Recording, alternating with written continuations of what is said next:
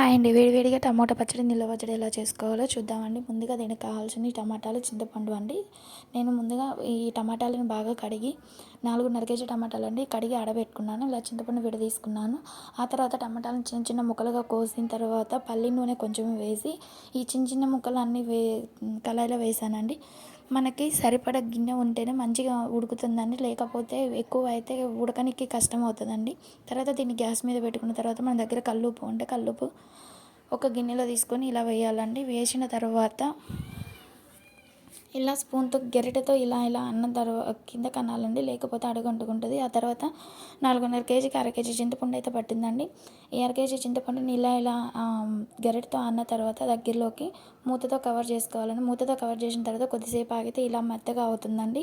ఇది పూర్తిగా చల్లారని ఇచ్చిన తర్వాతనే మనం కారం కానీ మిగతా ఏమైనా కలుపుకోవాలి. ఈ పొడి ఏంటిదంటే కొంచెం మెంతులు, కొంచెం జీలకర్ర, కొంచెం ఆవాలు బాగా దోరగా వేయించుకొని పొడి పట్టుకున్నానండి. ఆ తర్వాత బాగా చల్లారిన తర్వాత నేను కారం కలుపుకున్నాను. వేడి మీద కలిపితే మరీ నల్లగా అవుతుందండి. తర్వాత పట్టి పెట్టుకున్న పొడి కూడా వేసుకున్నాను. ఉప్పు సరిపోకపోతే సాల్ట్ వేసుకున్నానండి. ఇప్పుడు కల్లుప్పు వేయడం వలన బాగోదు. పప్పు గుత్తితో బాగా మెత్తగా అంటే చింతపండు అవన్నీ నలిగే వరకు ఇలా మనం దంచుకోవాలి.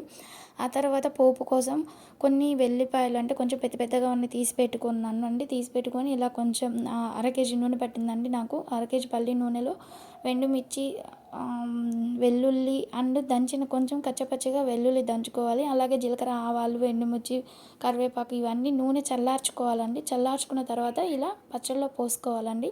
ఇలా పోసుకోవడం అదే వేడివేడి నూనె పోస్తే పచ్చడి అనేది నల్లగా అంటే కలర్ చేంజ్ అవుతుంది. కలర్ కోసమని ఇలా ఆరిన తర్వాత పోసుకుంటే టేస్ట్ బాగుంటుంది. అలానే చూడడానికి కలర్ కూడా మంచిగా ఉంటుందండి.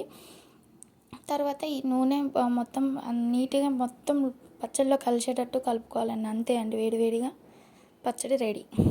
ఇదైతే మనకి 3-4 మంత్స్ వరకు మంచిగా ఉంటుందండి. ఫ్రిడ్జ్లో పెట్టుకుంటే ఇంకా కలర్ చేంజ్ అవ్వకుండా నీట్గా ఉంటుందండి.